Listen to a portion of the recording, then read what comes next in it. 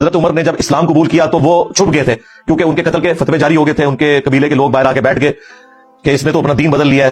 तो हजरत उमर अपने घर से डर के मारे नहीं निकल रहे थे। तो अब सुनियों को ये बात कैसे हजम हो?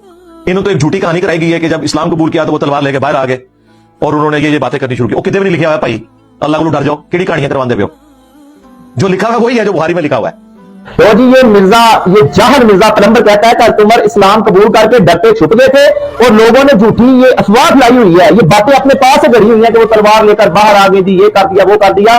ये बदबख्त, ये मलाउन, ये लाफजी, ये पलंबर, ये कमरे में बैठकर किसी के सामने तो उसकी औकात नहीं ना किसी उलमा इकराम के सामने ये बैठकर बात करे, लेकिन झूठी सच्ची इसने अपना जो सहाबा के खिलाफ दुश्मनी है ना, इसने अपने अंदर का जो गंद है वो निकालना फैसले थे कमरे में बैठ के। आज मैं साबित करूंगा कि हज़रत उमर फारूक रज़ी अल्लाह अन्हु जब इस्लाम कबूल किया तो क्या वो छुप के बैठ गए थे या तलवार लेकर बाहर आ गए थे, और इस तरह इस्लाम को हज़रत उमर फारूक रज़ी अल्लाह अन्हु के इस्लाम लाने से इज्जत मिली और तकवीयत मिली। आज मैं साबित करूंगा। सीरत इब्ने हशाम जिल्द अव्वल सफा नंबर 258 यानी कि 258 में है कि जब हज़रत उमर फारूक रज़ी अल्लाह अन्हु इस्लाम लाए तो सफ़ें बन गईं और वो खाना काबा में चले गए। सब सहाबा अपनी जगह खड़े हो गए, उनको उमर रज़ी अल्लाह अन्हु के इस्लाम लाने की वजह से इज्जत मिली, तकवीयत मिली।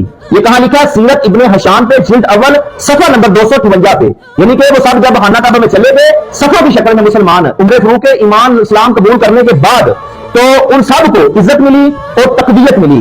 इज्जत मिलती भी क्यों ना यार, हजूर सल्लल्लाहु अलैहि वसल्लम का फरमाने वाली शान है कि ए अल्लाह इस्लाम को उमर की वजह से इज्जत अता कर, और जब रसूलुल्लाह सल्लल्लाहु अलैहि वसल्लम दुआ कर दें तो फिर कैसे ना इस्लाम को उमर की वजह से इज्जत मिलती। फिर जब दो सफ़े बन गई ना तो हजूर सल्लल्लाहु अलैहि वसल्लम ने तकबीर कही। अब पता चल गया ना कि उमर रज़ी अल्लाह अन्हु के इस्लाम लाने के बाद मुसलमानों ने खाना काबा में बाजमात नमाज अदा की। हजरत उमर रज़ी अल्लाह अन्हु ने बाहर जाकर लोगों को बताया कि मैं मुसलमान हो गया हूं। काश ये मोतरज, ये शिया, ये राफजी पूरी हदीस लोगों को सुनाता।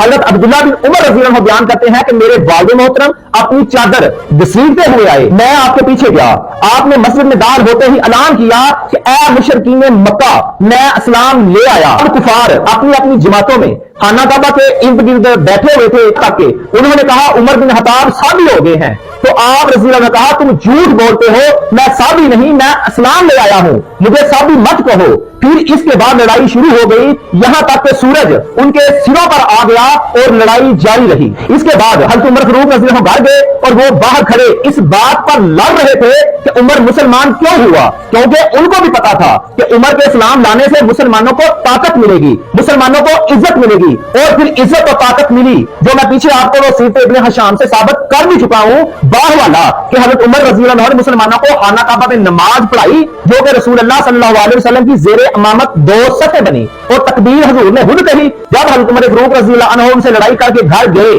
तो आस बिन वाइल ने आकर मामला खत्म किया।